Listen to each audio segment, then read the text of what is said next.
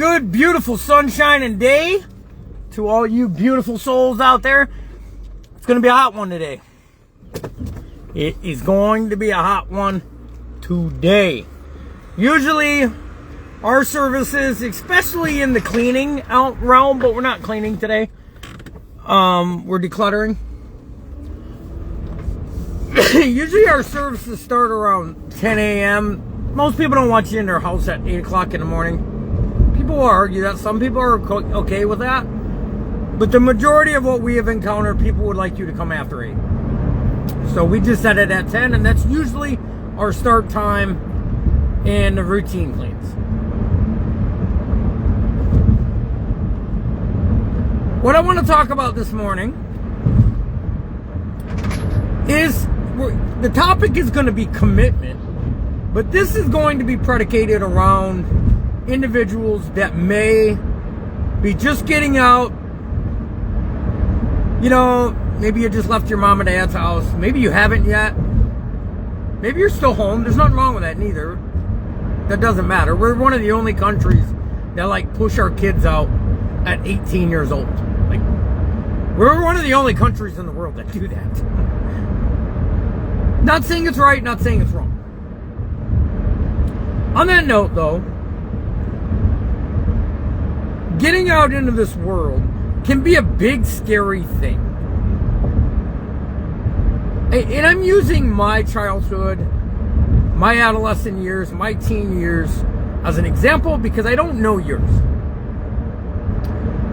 So the reason I believe commitment is so difficult at a younger age, you're an adult, but you're still young, right? You don't have enough life experience yet to know which direction maybe to go.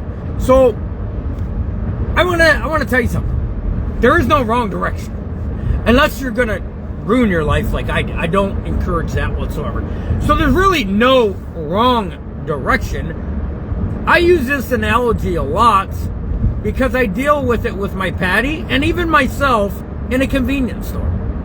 Have you ever walked into a convenience store? Just your local party store, gas station, whatever. And there's 29.5 million options to choose from between snacks and sodas and beverages and everything else. Everything under the sun is there. And it's hard to make a decision for some of what they want. Me, not me. I know exactly what I'm going in for, and I know exactly I'm going to come on. But that's, for some reason, I have the ability to be able to do that. Some people, it stumps them in the cereal aisle at Walmart because there's 35 million different cereals trying to sell you something. So I use that analogy because that's a lot like the opportunities there are in this country. There's 39 million, probably more, opportunities that we could seize on.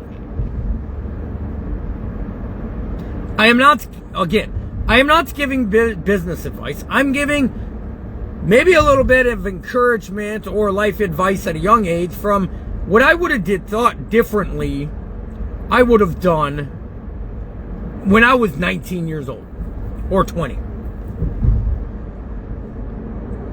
I would have picked something and committed to it 110%.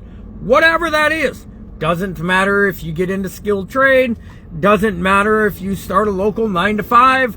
It doesn't matter if you go to college to get a degree, to get a career. It doesn't matter. It doesn't matter. It doesn't matter. What matters is commitment. And I know I'm not alone when I say this. A vast majority of the population is afraid of commitment. Now, you argue me, say, well, no, there's a great number of people married. Well, that doesn't mean they're committed to actually what they want to do in life. They're committing to the social norm. Have 2 kids, white picket fence, 6-figure home. married by 21, 22, 25, whatever. Like the social norm, right? Which is bananas. That should never be the social norm. You choose the social norm of your life. We're able to commit to that. However, we're very unable to commit to what's actually going to be healthy for us and find us that right partner later on in the future, if a partner is even in the books for you.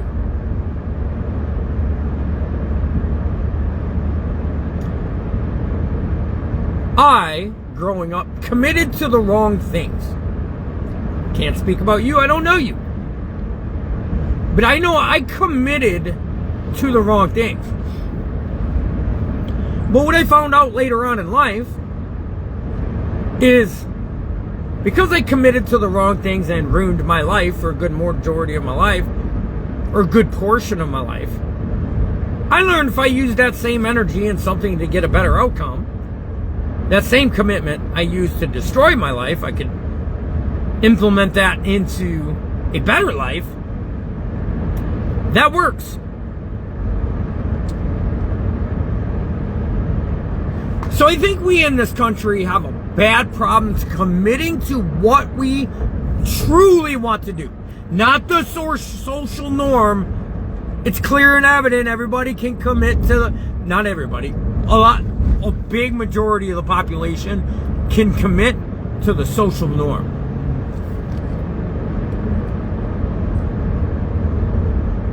And I'm not going to get into the statistics of how many people are unhappy in their marriages from the social norm, divorce rate. I'm not going to get into any of that. I'm just specifying, why is it so easy for us to commit to a social norm, yet commit to what our intuition is telling us to do? You don't need, the answers don't come from outside of us. Now, you can learn some things from some people later on after you invest enough into ourselves. But the answers we look for are not outside of us. None of them. And I think it starts with commitment. If you begin to commit to your intuition, unless your intuition is telling you to do evil, yucky, nasty shit, use common sense. Don't take this and be like, oh, he said that's my intuition, so go slaughter people or whatever, right? Don't twist it. If we could learn to commit to our intuition, as long as it's based off morals, it's morally, ethically, and it's legal, we can begin to value ourselves through the commitment we put, which grows into discipline, that we put into what our intuition is telling us to do, opposed to falling in line with the social norm. Commitment's a hard one. And I think a lot of people don't go after their dreams because their intuition tells them how much commitment is going to be involved, and that commitment scares us because naturally we want to be lazy human beings. And what I mean by that, I am not judging you, I'm talking about myself too. If I don't force myself to get my morning started, I will sleep till noon. Literally, I would sleep till noon. Ask me how I know. I did it for a good portion of my life.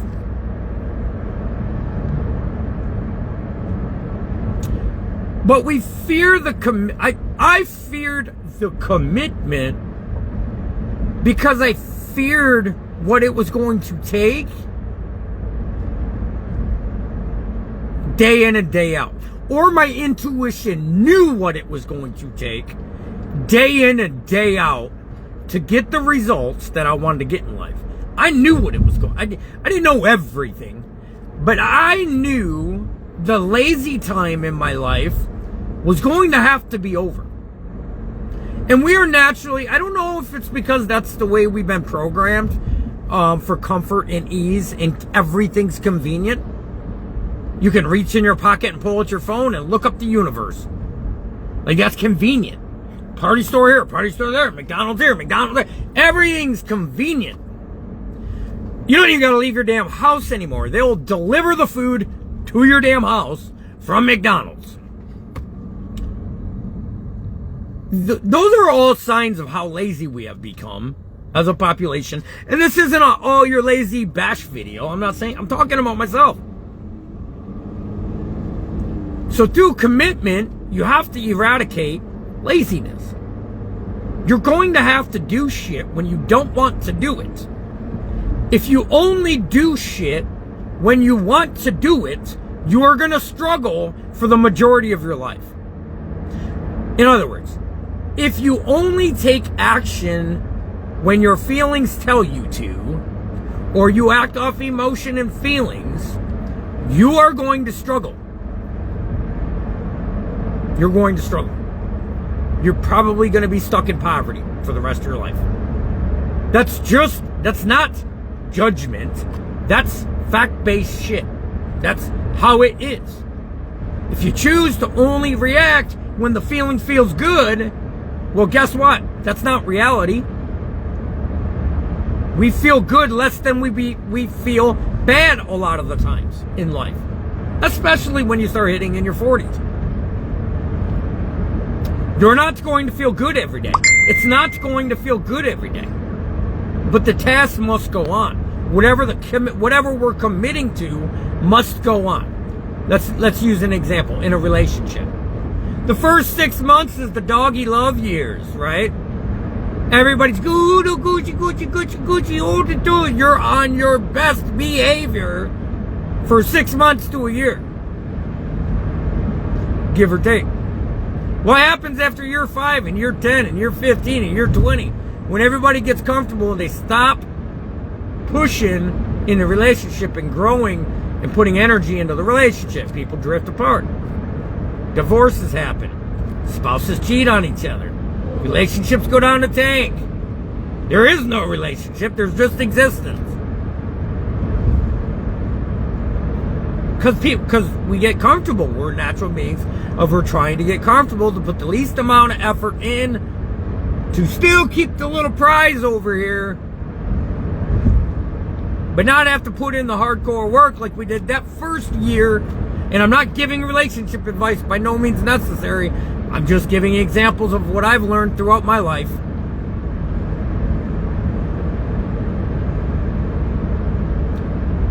So a lot of the times I believe we fear commitment because our intuition knows what it entails. And we know we're going to have days we don't want to. So the problem in this country when you're 18, 19 years old and the world's so big and there's the problem isn't there isn't opportunities. The problem stems from we have a hard time committing and adhering to a problem. We have a problem committing and adhering to a plan, not a problem. That's the problem. Because I've never met a single soul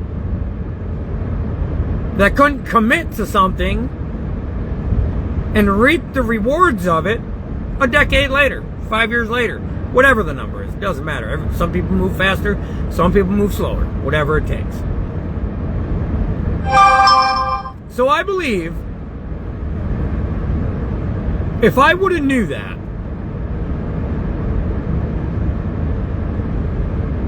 when I was 18 or 19 years young, that would have been very beneficial to me. Pick the Gatorade off the shelf and just stick to it. Commit to what your intuition's telling you and stick to it.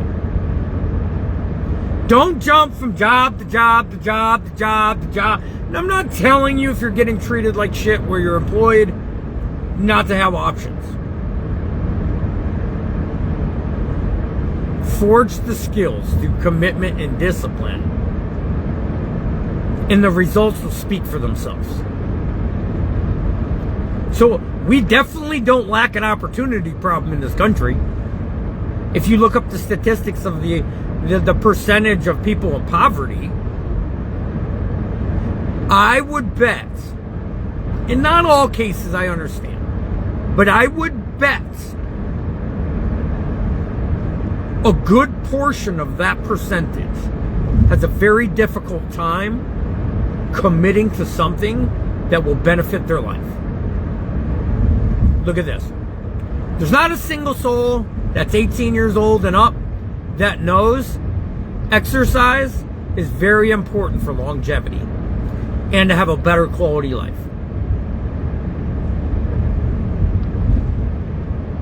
Okay? That takes commitment.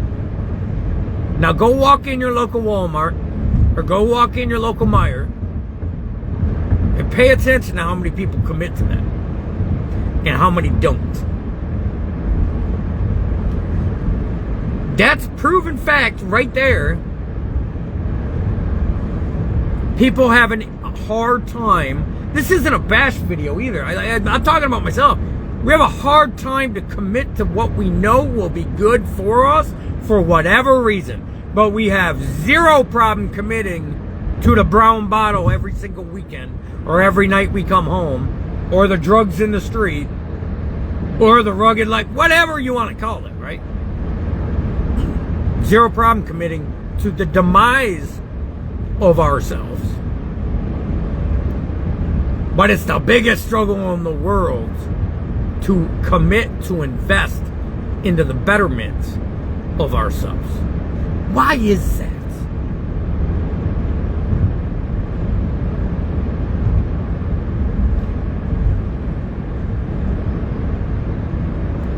I use betterment of myself just like you would a video game. I've used this analogy in the past. People will spend a half a decade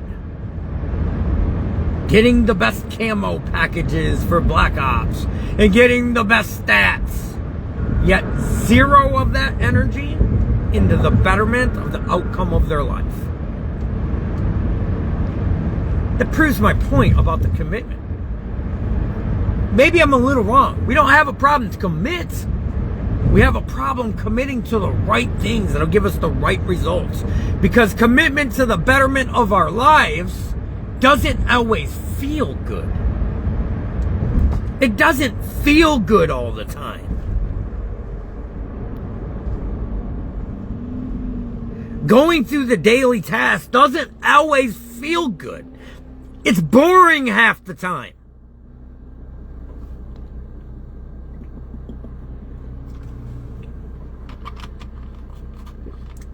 Those that learn to commit to the betterment of their life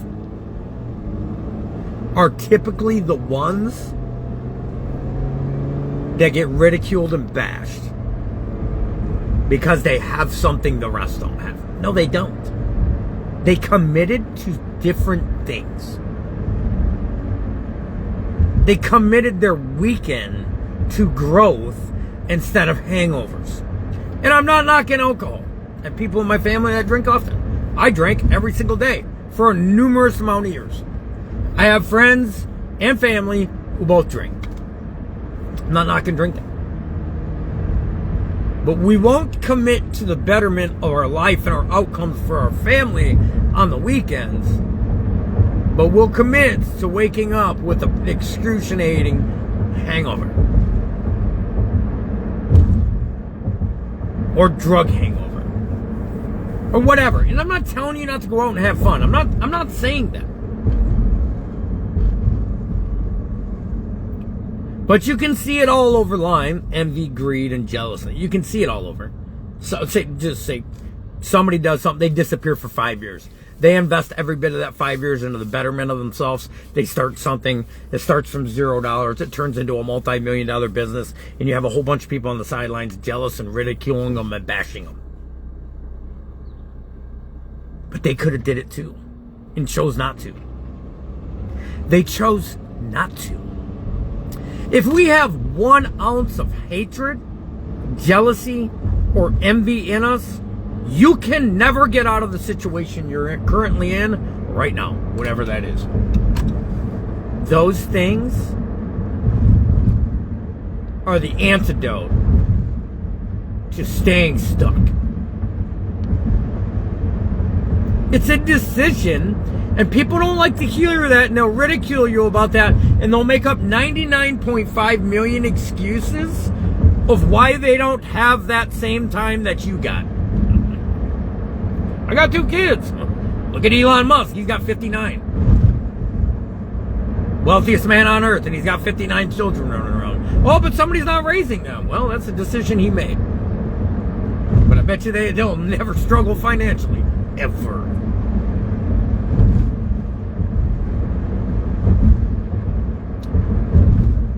We will fabricate so many lies to ourselves about why we can't, that we'll literally convince the people around us that we're right. I've seen it a million times. I've done it myself. I have literally done that myself. Fabricate a lie in my head of why I can't do something. Go tell my significant other why I can't do it. And then make up the story and really exemplify on it until she says, yeah, babe, you know what? You're probably right. You can't do that. When I fabricated the whole thing out of thin air of why I couldn't.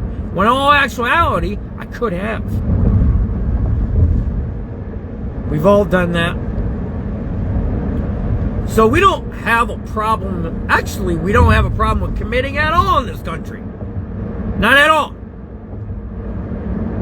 Some of us commit to the betterment of our existence as the growth of this country, as the people. And some of us commit to laziness or commit to the social norm. And nothing's wrong with any of it. It's all your choice. But if you commit to any of the ones that aren't going to get you the results, then it's going to get other people. You being jealous or envious of that, or me being jealous or envious of that, just makes us look silly. It just makes us look silly because I'm committing to wanting my every weekend. I'm committing to 4 hours of TV time. I'm committing to the brown bottle Friday through Sunday. I'm committing to partying every weekend. I'm committing to only acting when I mentally feel like acting to get an outcome. Well, then I'm committing to not have what the other person that is willing to invest their weekends, invest their time in the betterment of themselves so they can get themselves and their family a better outcome.